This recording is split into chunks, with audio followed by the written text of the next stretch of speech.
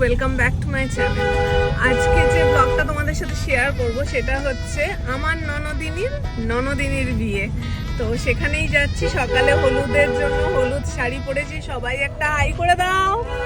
সবাই রেডি হয়ে গিয়েছি, চলো ওখানে গিয়ে তোমাদের সাথে সবকিছু শেয়ার করছি। দিনটা ছিল 27শে নভেম্বর, আর 27শে নভেম্বর ছিল প্রচুর বিয়ের ডেট।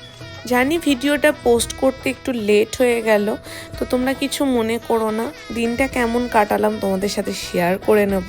এই দিনটা আমরা ফাঁকাই রেখেছিলাম, যেহেতু আমার একমাত্র ননদিনীর বিয়ে। তো দেখতেই পাচ্ছ সকালে হলুদের সাজ পরে আমরা চলে এসেছি। বাবা এই দেখো গাড়ি পার্ক করছে। এবার আমরা চলে গেলাম রণদের বাড়ির ভেতরে। বাইরে থেকেই সানাইয়ের শব্দ শুনতে পাচ্ছিলাম। তারপর ভেতরে গিয়ে জানতে পারলাম ব্রাইডের বৃদ্ধি শুরু হয়ে গেছে। আঙ্কেল এখানে বৃদ্ধির সমস্ত রিচুয়ালগুলো পূরণ করছে। আর এই হচ্ছে আমাদের ব্রাইডকে দেখো কি মিষ্টি দেখতে লাগছে। হ্যাঁ, এটাই বাস্তব কথা যে বিয়ের দিন ব্রাইডকে একটু অন্যরকমই দেখতে লাগে। তো সেটাই লাগছিল রিনিকেও। হলুদ কিন্তু এখনো এসে পৌঁছয়নি। হলুদ আসতে একটু দেরিই হয়েছিল, কারণ হলুদ আসছিল কৃষ্ণনগর থেকে। আর রিনির লোকেশান হচ্ছে নিউ টাউন রাজারহাট। তো সেই জন্য একটু দেরিই হচ্ছিল। তো আমরা হলুদের ওয়েট করছিলাম, নানান রকম গল্প করছিলাম। আমরা সকালটা বেশ এনজয় করছিলাম। তার মধ্যে বৃদ্ধির যে কাজগুলো চলছিল, মানে রিচুয়ালগুলো চলছিল, সেগুলোই এনজয় করছিলাম। তার মধ্যে রণ এসে আমাদের বলল, বৌদি টিফিন হয়ে গেছে, তোমরা একটু টিফিনটা সেরে নাও। তো আমরা লুচি আর আলুর তরকারি দিয়ে টিফিনটা সারলাম। তো বৃদ্ধির রিচুয়াল হয়ে যাওয়ার পরে এখানে রিনির দেখো ফটোশ্যুট চলছে, যেহেতু এখনও হলুদ এসে পৌঁছয়নি। তো রিনি ভীষণ এক্সপ্রেশন দিচ্ছিল, খুব মজা করছিল, আমরাও বেশ মজা করছিলাম, খুব ভালো লাগছিল সময়টা। তো এই করতে করতে ওদিক থেকে বরের বাড়ি থেকে হলুদও চলে এসেছে, তার সাথে তত্ত্বও চলে এসছে। এই যে দেখতে পাচ্ছ আমরা যাচ্ছি, ওদিকে বরের বাড়ি থেকে তত্ত্ব নিয়ে সবাই চলে এসছে। বরের বাড়ির হলুদ নিয়ে বাড়ির বড়রা এসছিলেন, কারণ প্রথমত ডিস্টেন্সটা অনেকটা ছিল, আর সেকেন্ড কথা ছিল রিনির আশীর্বাদটা বাকি ছিল। তো ওনাদের নিয়ম অনুযায়ী সকালেই আশীর্বাদটা করার থাকে, তাই জন্য ছেলের বাবা সমেত বড়রা যারা আছেন তারা চলে এসেছিলেন রিনিকে আশীর্বাদ করবেন বলে। তো প্রথমে হলুদ হওয়ার আগে আশীর্বাদ পর্বটা সেরে নেওয়া হলো। তো রিনি এই যে বসে আছে আশীর্বাদের জন্য। তো একে একে রিনির যারা শ্বশুর সম্পর্কের হন তারা রিনিকে আশীর্বাদ করা শুরু করে দিলেন।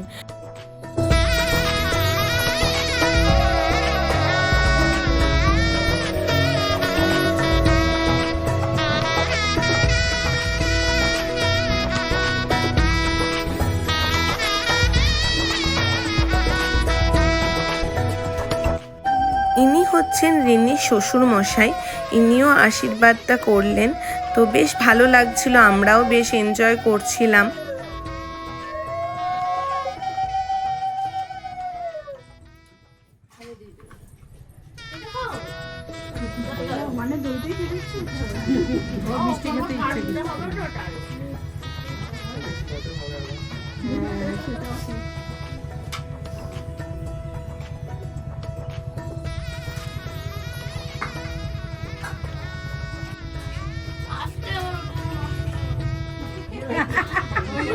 এখানে একটা মজার বিষয় হচ্ছে রিনির মুকুটটা নিয়ে বিশাল টেনশনে ছিল, বারবার কেউ চেপে না ভেঙে ফেলে।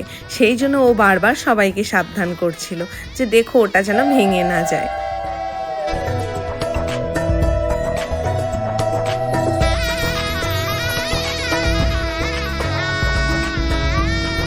আরও অনেকে রিনিকে আশীর্বাদ করেছিলেন, কিন্তু একটা ব্লগের মধ্যে এত কিছু দেখানো তো সম্ভব না, ব্লগটা অনেক লেন্দি হয়ে যাবে। আর এখানে দেখো তারপরে চলে এলো হলুদ কোটার পর্ব। এটা হচ্ছে হলুদ যেখানটা হয় সেই জায়গাটা তৈরি হয়েছে কলা গাছ দিয়ে। আর এখানে রিনির পিস্তুত দিদি এই হলুদটা কুটছে, তার সাথে আরও দিদিরা আর বৌদিরা তাকে ধরে আছেন। এটা হচ্ছে এওদের কাজ, যেটাকে বলে 7 জন বা 5 জন রেয়েদের কাজ, তো সেটাই হচ্ছে। তো এটা আমাদের বেঙ্গলি ট্র্যাডিশন, বেশ ভালো লাগে এই রিচুয়ালগুলো ফের পুনরায় দেখতে। আমার বিয়ের সময় তো এগুলো আমি এনজয় করেছি।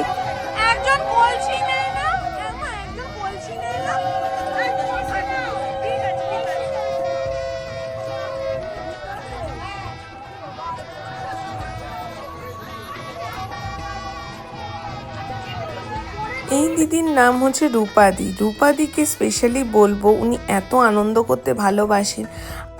আমাকে শুধু ডেকে নিয়েছেন যাতে এখানে যে 5 জন রেরা আছে ঘুরে ঘুরে যে রিচুয়ালগুলো আছে সেগুলো করছে, সেটার মধ্যে আমাকে ডেকে নিয়েছে। আমি ঢোকাতে 6 জন হয়ে গিয়েছিল, তো আমি বললাম রূপাদি আমি ভিডিও করছি, আমি ভিডিওটা করে নিই। তো বলে রাখি, সত্যি মানুষের মধ্যে এই আপন করার শক্তিটা থাকাটা খুব দরকার। এরা এত প্রাণোচ্ছল যে আমাকে এত আপন করে নিয়েছে কিছু ঘন্টার মধ্যে, যে আমি ভাবতেই পারি না, মনে হয় অনেক দিনের চেনা পরিচিত। তো দেখতেই পাচ্ছ অনেক রিচুয়াল এখানে হচ্ছে।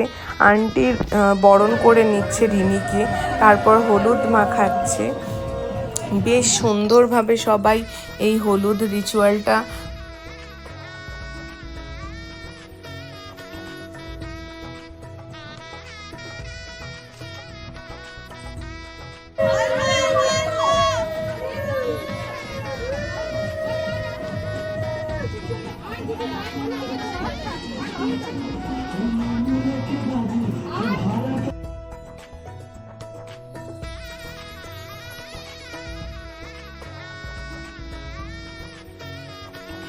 এখানে আমিও রিনিকে একটু হলুদ মাখিয়ে নিয়েছি। ক্লিপটা তনুশ্রী তুলে দিয়েছিল, আর তনুশ্রীও এখানে ওকে হলুদ মাখিয়েছিল, যে ক্লিপটা আমার কাছে নেই এই মুহূর্তে। তো তারপরে শুরু হলো সবাই একে অন্যকে হলুদ মাখানো। আর রূপাদি তো আমাকে আর তনুশ্রীকে ভোরে হলুদ মাখিয়েছে, মানে গাল ভর্তি করে হলুদ মাখিয়েছে। তারপরে আমার মুখটা পুরো হলুদ হলুদ হয়ে গিয়েছিল। তো বেশ এনজয় করছিলাম এই টাইমটা।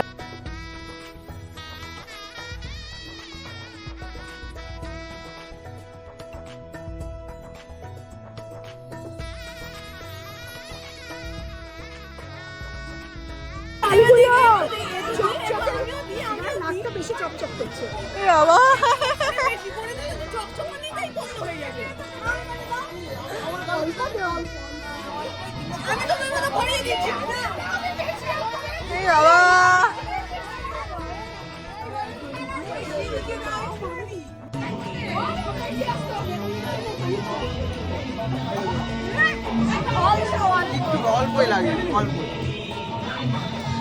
অল্পই দিচ্ছি। আমাদের কি করে দেবো?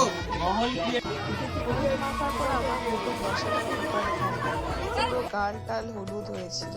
তারপর এলো জল ঢালার পর্ব। তো যেহেতু ওর টাইমটা অনেকটা এগিয়ে আসছিল, ওকে সাজতেও হতো, তাই জন্য মাথায় পুরোপুরি জল ঢালা হয়নি, যেহেতু ফটোগ্রাফি চলছিল সামনে একটু জল ঢালা হয়েছে।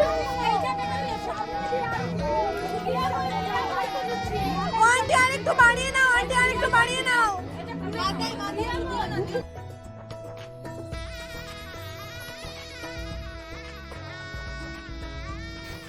এর মধ্যে একটা ক্লিপ তোমাদের সাথে শেয়ার করা হয়নি। দুপুরের লাঞ্চটা আমরা মাছের ঝোল, ডাল এইসব দিয়ে আর একটা ছেঁচড়া দিয়ে খেয়েছিলাম। তারপরে তনুশ্রী এখানে রিনির মেকআপ শুরু করেছিল। তো মেকআপ হতে হতে ওদিকে বড়ও এসে গেছে।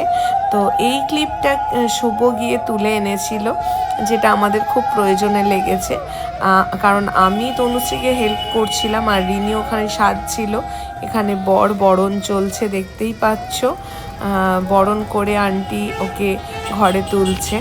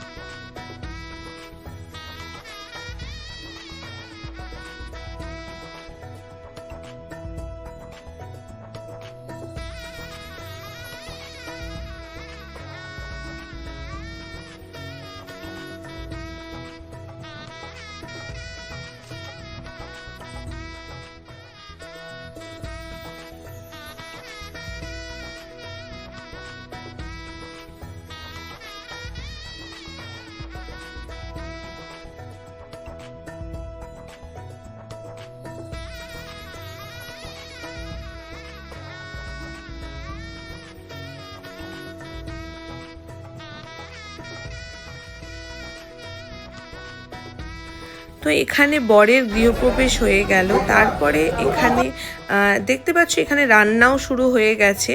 আমরা তার মধ্যে রেডিও হয়ে গিয়েছিলাম। আমাদের রেডি হতে একটু টাইম লেগেছিল, মোটামুটি 10টা বেজে গিয়েছিল আমার আর তনুশ্রী রেডি হতে। তারপর দেখতেই পাচ্ছ আমি ফুচকা খাচ্ছি। তো স্টার্টারে যেগুলো ছিল তার মধ্যে ফুচকা ছিল, চিকেন পকোড়া ছিল ভেজ পকোড়া, তার সাথে কফি। আমি টুকটাক করে একটু আধটু সবই খেয়েছিলাম। স্টার্টার খাওয়ার পরে আমার আর বিয়েবাড়িতে কিছু মেন কোর্স খাওয়ার ইচ্ছে থাকে না, যদিও রাতটাও অনেকটা হয়ে গিয়েছিল। স্টার্টার খাওয়ার পরে আমি চলে গেলাম একটু মণ্ডপের কাছে, যেখানে রিনি বসেছিল। সেইখানে গিয়ে আমরা সবাই মিলে একটু ফটো তুললাম। প্রথমে রণ আর তনুশ্রী, তারপর আমি আর রিনি, এরম করে সবাই মিলে ফটো তুলেছিলাম। তারপর যেহেতু রাত হয়ে যাচ্ছে সবাই ডিনারটা কমপ্লিট করে নিলাম। আমি ডিনারে বেশি কিছু খাইনি, আমি নান আর ছোলে খেয়েছিলাম, তার সাথে একটু রাইস নিয়েছিলাম আর চিকেন ছিল।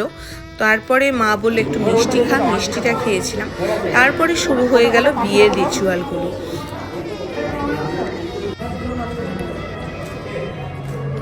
ফোনটা কোথা দিয়ে পেলি মানে? এই দুজনকে অনেকক্ষণ ধরে আমরা ট্রাই করছিলাম যে একসাথে ফটো তোলার, কিন্তু ফাইনালি রূপাদি সেই কাজটা করতে সক্ষম হলো। দুজনের এত লজ্জা যে ওরা ফটোই তুলতে চাইছিল না। তারপরে বরকে যে ওরা মিলে যে রিচুয়ালগুলো করে সেগুলো করতে শুরু করছিলেন। তারপরে বরকে বরণ করে নেওয়া হলো।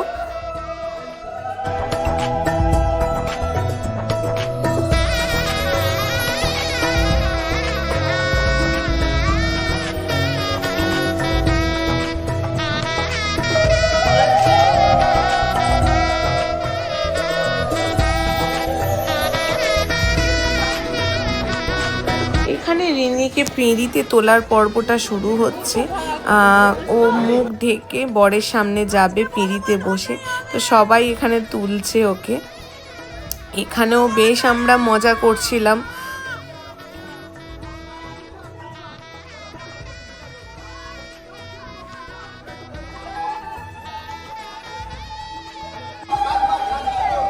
এবার শুরু হলো 7 পাকে ঘোরা। এই যে দেখো রিনিকে 7 পাকে ঘোরানো হচ্ছে। এই 7 পাক ঘোরানোতে ভাইদের যে কি কষ্টটা হয় সেটা ভাইরাই বলতে পারে।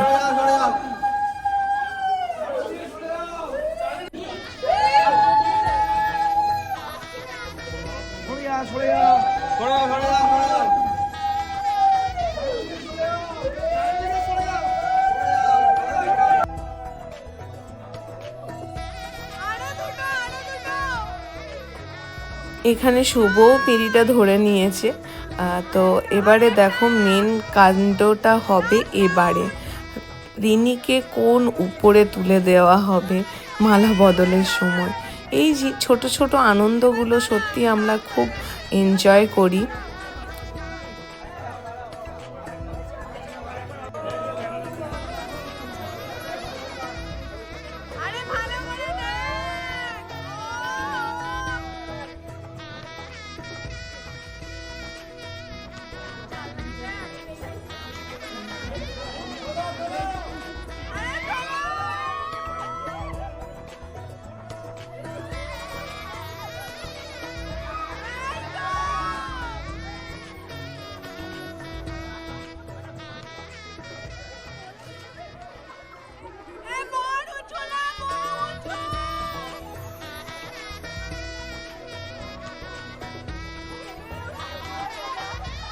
তো এখানে বিয়ের একটার পর একটা রিচুয়ালগুলো হচ্ছিল, তারই মধ্যে অনেকটাই রাত হয়ে গিয়েছিল।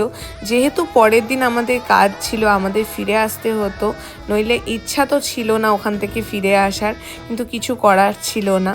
তো আজকের ব্লগটা তোমাদের কেমন লাগলো অবশ্যই কমেন্টে জানাতে ভুলো না।